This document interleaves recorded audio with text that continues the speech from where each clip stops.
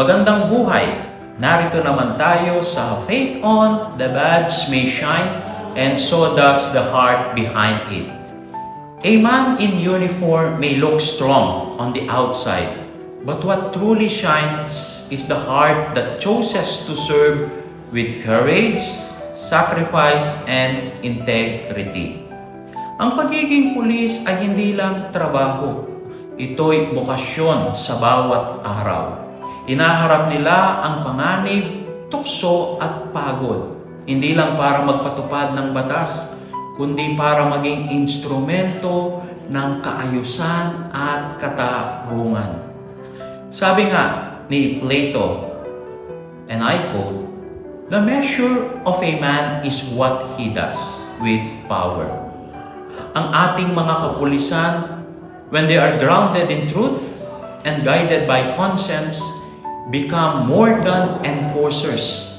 They become protectors of human dignity.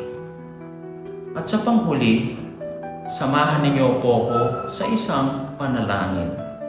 Sa ngalan ng Ama at ng Anak at ng Espiritu Santo. Amen. Panginoon, Ikaw ang liwanag at kaligtasan ng aming kapulisan. Gawin mo silang matatag sa katwiran, tapat sa tungkulin, at buhay na saksi ng iyong katarungan at pag-ibig. Sa ngalan ni Kristo, Amen. Sa ngalan ng Ama at ng Anak at ng Espiritu Santo, Amen. Sabi nga po ng mga Gen Z, real talk lang. The badge may shine, but it's the heart behind it that truly carries the weight.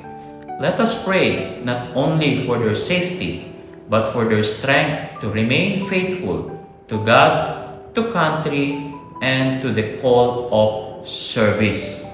Dahil sa bagong Pilipinas, ang gusto ng pulis, ligtas ka.